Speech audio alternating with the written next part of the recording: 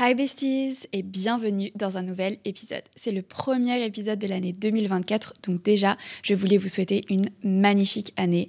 Je vous souhaite vraiment de vous réaliser, de vous épanouir, d'avoir plein d'amour, la santé, l'argent, bref, une année absolument extraordinaire. Et pour commencer cette année, on va parler de mes échecs. En fait, en discutant avec l'une d'entre vous en DM Instagram, elle me disait oui, j'ai l'impression que tout te réussit, que tu connais jamais d'échecs, que t'as jamais de fail, etc. Alors en fait, c'est vrai que j'ai jamais eu l'idée de faire un épisode là-dessus parce que je vois rarement les événements comme des échecs. C'est-à-dire que parfois, il y a des choses qui vont fonctionner différemment de ce qu'on avait prévu, un peu moins bien, etc. Mais je vois rarement ça comme un échec. En fait, c'est un mot qui est très fort pour moi, mais je comprends l'idée qui est derrière.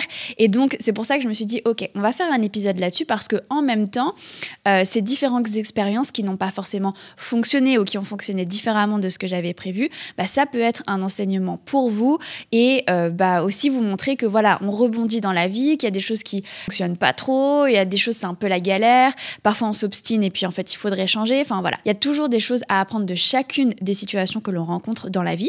Et donc, je me suis dit, étant donné que c'était demandé par elle et que j'avais déjà eu la question par le passé, je me suis dit, let's go, on va faire un épisode là-dessus. Mais avant de commencer, je tenais à vous faire passer un message. La pire chose que l'on peut faire lorsque l'on fait face à un échec, à une situation où ça ne se passe pas comme prévu, la pire chose que l'on puisse faire, c'est de rester bloqué là-dessus, de commencer à se remettre en question, à remettre en question notre valeur, à remettre en question notre capacité, etc. Et de vraiment rester bloqué sur cette situation négative. Pour moi, la meilleure chose que l'on peut faire lorsque l'on rencontre une situation où on est un peu bloqué, c'est d'avancer en fait. De ne pas se focus là-dessus, de ne pas prendre 15 ans là-dessus à réfléchir, à prendre toutes les situations, à se morfondre, etc.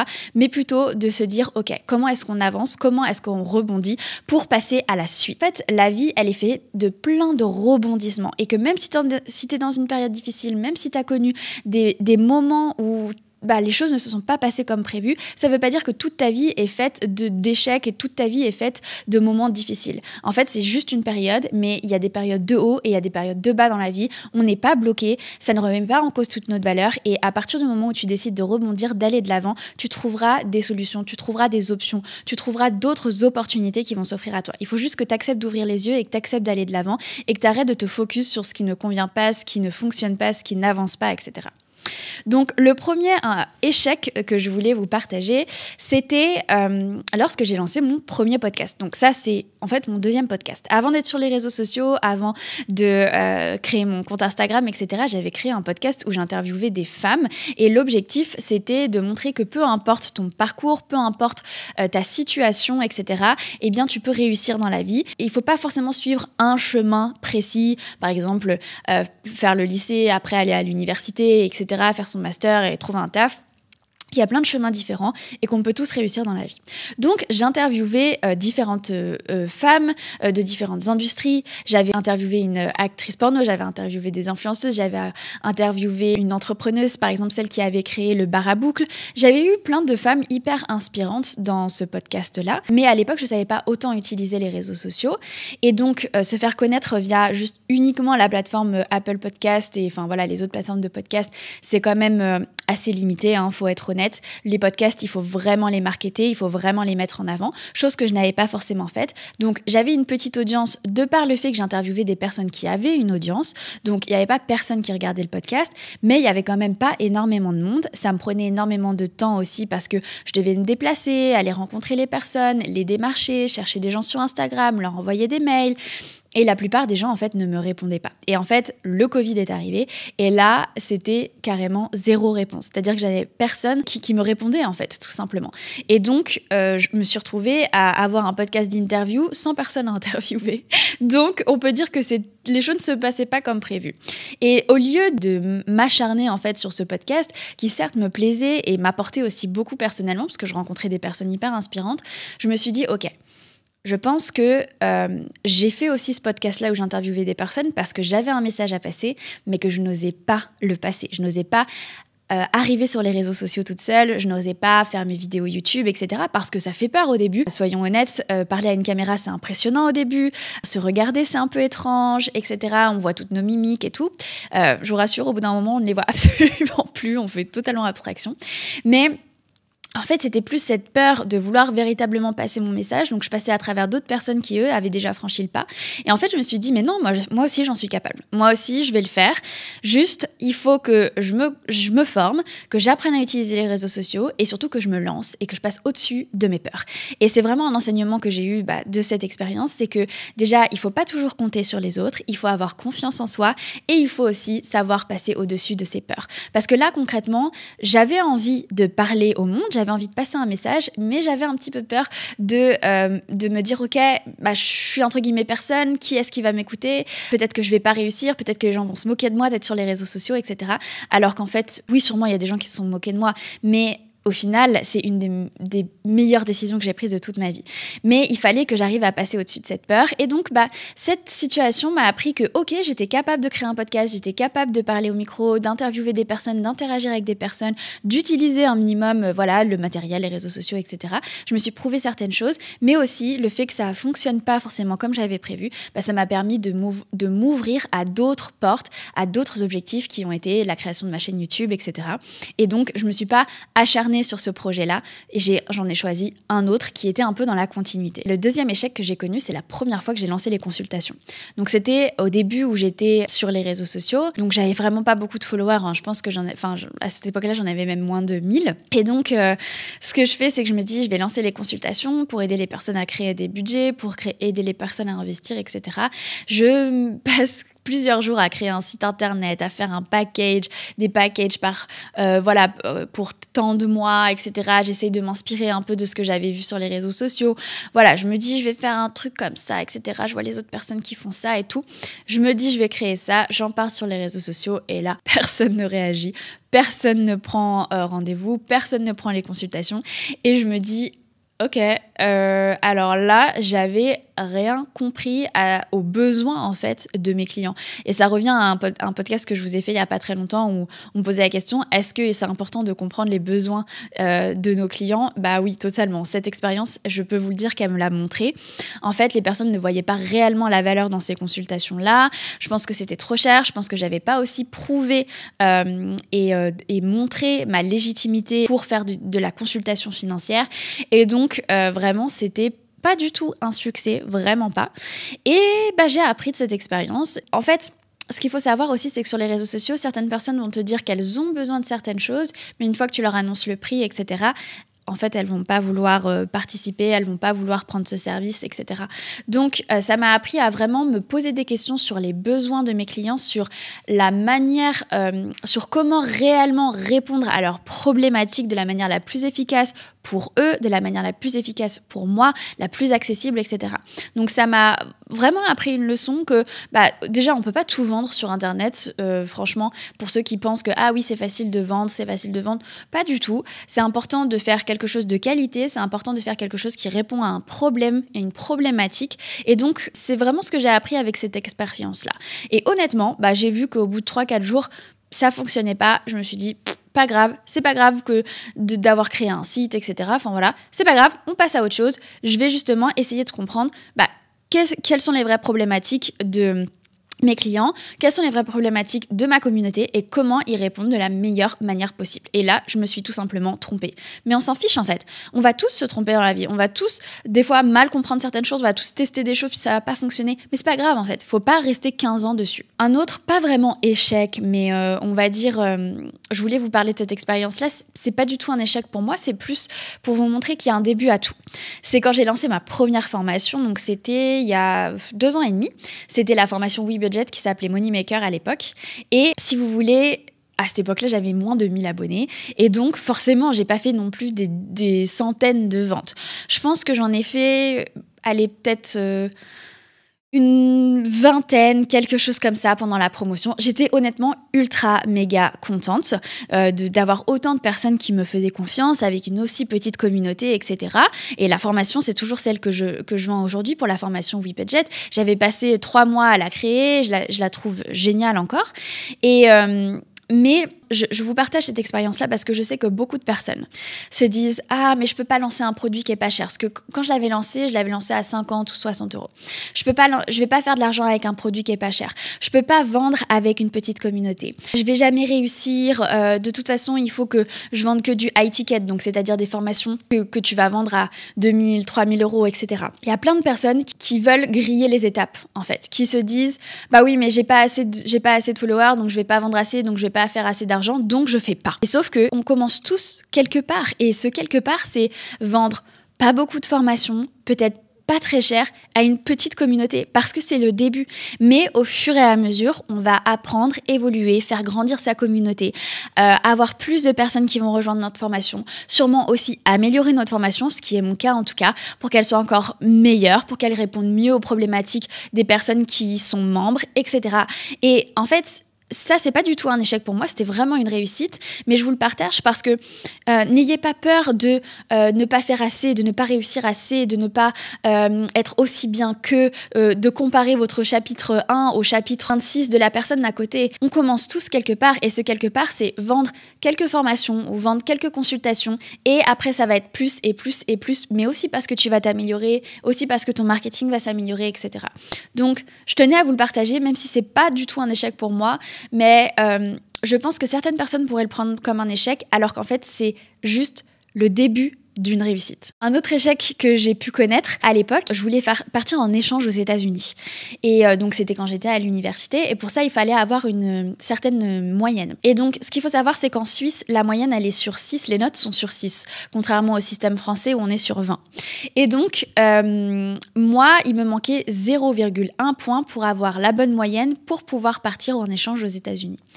Ça pouvait être vu comme un échec à l'époque, surtout que par exemple je pouvais avoir des amis qui eux avaient pu partir en échange, alors ils voulaient pas forcément partir aux États-Unis, etc., mais voilà, avaient pu partir en échange, avaient eu les notes, etc., ce qui n'était pas mon cas. Et j'aurais pu me morfondre, j'aurais pu me dire mais je suis pas assez bonne, j'ai pas assez travaillé, c'est pas bien ce que je fais, remettre en question ma valeur, ma capacité de travail, ma capacité de réussite dans la vie, tout ça parce que il me manquait 0,1 point pour pouvoir partir aux États-Unis. Et je vous avoue qu'en fait ma philosophie à l'époque, et c'est un peu à ce moment-là où j'ai eu un changement au niveau de mon mindset, je me suis dit c'est qu'il y a quelque chose de mieux pour moi. C'est 0,1 point, c'est pas parce que j'ai pas assez travaillé, c'est pas parce que j'en sais rien, je suis pas assez bonne, je suis pas assez intelligente, etc. C'est juste que le destin fait que il y a quelque chose de mieux pour moi qui va arriver, et ce quelque chose n'était pas lié avec le fait de partir aux États-Unis, que c'est sûrement mieux que je reste là en Suisse et que d'autres opportunités vont venir à moi qui seront sûrement meilleures, qui vont m'apprendre plus de choses, qui vont me permettre d'évoluer plus pour justement avoir un meilleur avenir, pour justement atteindre tous mes objectifs, etc. Et il s'avère que justement cette année, je m'étais fait déjà de super bons amis en Suisse, et j'avais passé beaucoup de temps avec eux, on était hyper soudés, etc. Donc ça, déjà, c'était la première chose. La deuxième chose, j'ai rencontré mon ex-copain. Alors, vous allez me dire comment un ex peut être une bonne chose. Même si... comment dire, c'est une personne avec qui j'ai plus du tout de contact et avec qui on est très différents sur plein d'aspects, je suis contente d'avoir vécu cette relation parce qu'elle m'a fait énormément évoluer, et j'ai notamment appris tout ce qui était entrepreneuriat, création d'entreprise, etc. Un monde auquel je n'étais pas du tout familière à l'époque. Pour moi, c'était vraiment tu trouves ton taf, tu fais ton taf, t'évolues dans une grande entreprise, et c'était un peu la seule option pour moi. Et j'ai découvert un peu ce monde de travailler pour soi, de créer sa propre entreprise, de réaliser ses rêves, etc. Et ça m'a ouvert vraiment, et il y a une partie en tout cas de ma réussite maintenant qui vient sûrement de cette relation, qui m'a en tout cas ouvert les yeux là-dessus, même si en fait tout le travail que j'ai fait vient uniquement de moi, des formations que j'ai faites, et ça n'avait rien à voir avec mon ex, mais cette relation m'a quand même apporté certaines choses, et je pense que dans n'importe quelle relation, même celle qui se termine parfois de manière chaotique, on apprend toujours des choses, on évolue toujours énormément, et donc en fait pour moi, c'est juste que je devais vivre cette relation, je devais rencontrer certaines personnes qui font que je suis là où je suis aujourd'hui, même si c'est des personnes qui sont plus forcément dans ma vie. Ensuite, pour revenir un petit peu aux échecs qui ne sont pas vraiment des échecs, c'est mon évolution très lente sur Instagram. Donc, vous pouvez me voir aujourd'hui, j'ai 138 000 abonnés sur Instagram, vous pouvez vous dire c'est facile, elle a tous ses abonnés, toutes ces personnes qui la suivent, etc. Ce qu'il faut savoir, c'est que pendant plus d'1 an et demi sur Instagram, je n'ai absolument pas passé la barre des 1000 abonnés, que je faisais des stories quasiment tous les jours, que j'essayais de faire des posts qui étaient vraiment pas ouf à l'époque. Mais j'ai persévéré. Et c'est un petit peu pareil qu'avant, c'est que certaines personnes pourraient le prendre comme un échec. La plupart des gens, ils ne voient pas de résultats sur les réseaux sociaux en 1 mois, 2 mois, 3 mois, ils abandonnent. J'ai rencontré plein de gens qui m'ont dit « Ouais, j'ai essayé, mais au bout d'1 mois, 2 mois, je voyais plus de résultats, ou j'ai jamais eu de résultats, ou j'en ai eu beaucoup au début, mais j'en ai plus après, et donc j'ai arrêté. » Franchement, déjà, le secret des réseaux sociaux, c'est de persévérer, même quand ça fonctionne pas, de continuer à poster, de continuer à être régulier, à s'améliorer dans son contenu, de ne pas tout le temps être en train de regarder les chiffres, mais plutôt en train de regarder la qualité de son contenu, l'interaction, ce que ça apporte aux gens, etc.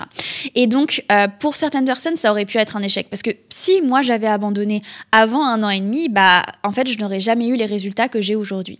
Et c'est pour ça qu'il est important de ne pas forcément voir chaque chose comme un échec. Dès qu'on n'a pas des résultats tout de suite, c'est forcément un échec. C'est pas forcément un échec. C'est juste qu'il y a beaucoup d'objectifs qui prennent du temps, en fait.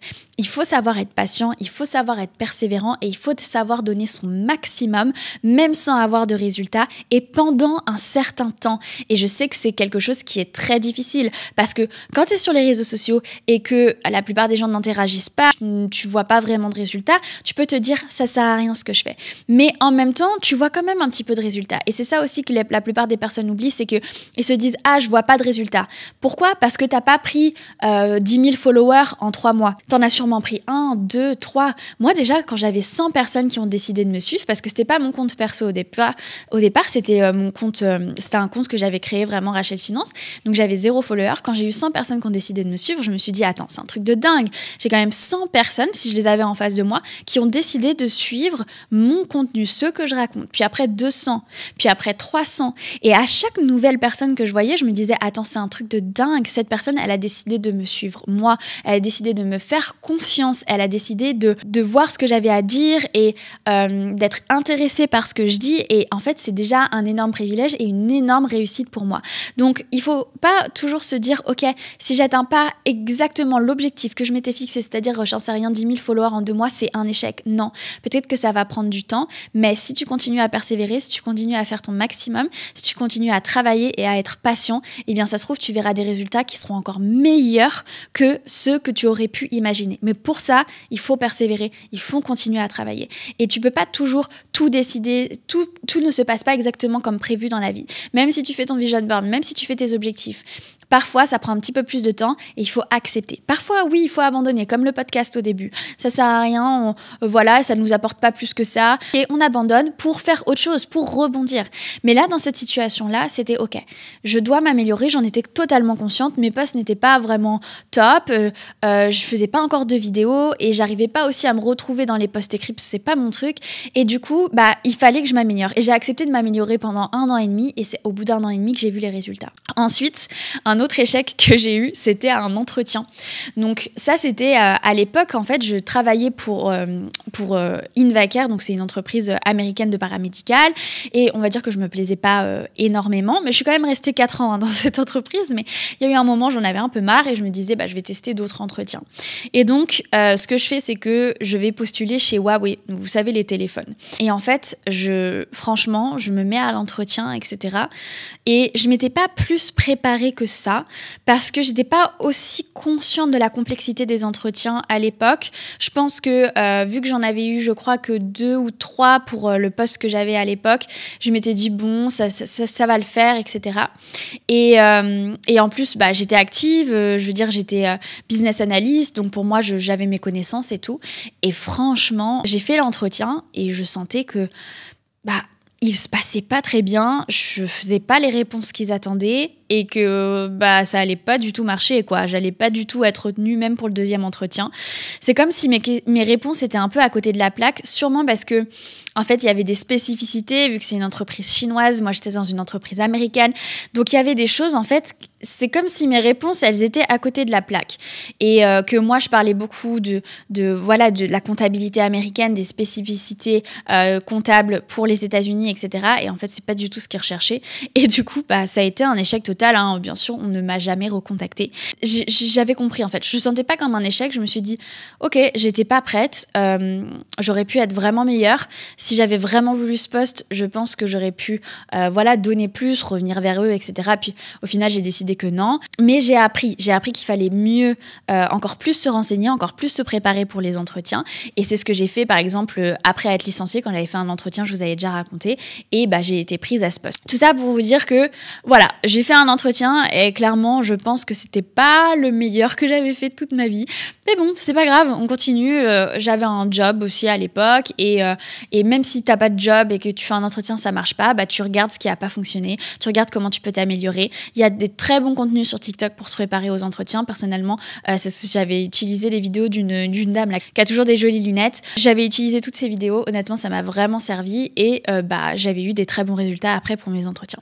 Donc, voilà différents échecs ou différentes choses qui ont fonctionné peut-être plus lentement que prévu, ou d'une autre manière, ou la vie m'a offert d'autres opportunités, etc. Je pense qu'il ne faut pas rester bloqué quand certaines choses ne fonctionnent pas comme on l'avait prévu, ou fonctionnent différemment, ou quand on ne sent pas quelque chose, on sent que cette opportunité n'est pas pour nous, ou cette situation ne nous convient pas. Il faut savoir rebondir, il faut savoir avancer. Honnêtement, il n'y a rien de grave dans la vie, et que même si tu traverses une période difficile, même si tu rencontres des obstacles actuellement, eh bien la vie, elle est belle en fait, et que d'ici 1 mois, 2 mois, 3 mois, tu vas avoir des magnifiques opportunités qui vont s'offrir à toi, tu vas avoir de magnifiques rencontres qui vont venir à toi, et en fait tu te sentiras extrêmement épanoui, tu te sentiras à ta place, tu te sentiras aligné, etc. Donc ne restez jamais bloqué sur ces choses qui ne fonctionnent pas, parce que en fait, en réalité, il y a beaucoup de choses qui fonctionnent dans notre vie. C'est juste que des fois, on reste bloqué, on voit que ça, que le négatif, on reste focus là-dessus, et on oublie de regarder tout ce qu'il y a autour et tout ce qui va bien. C'est généralement qu'une toute petite partie en fait qui ne va pas, et la plupart des choses vont bien. Donc concentrons-nous sur ce qui va bien, et quand il y a un truc qui fonctionne pas, on s'attache pas, on passe à la suite. Voilà, j'espère que cet épisode, il vous aura plu. Surtout, n'hésitez pas à mettre un petit 5 étoiles sur l'application de podcast que vous utilisez. Ça aide le podcast à être mieux référencé. Et nous, on se retrouve la semaine prochaine pour un nouvel épisode. Ciao, ciao.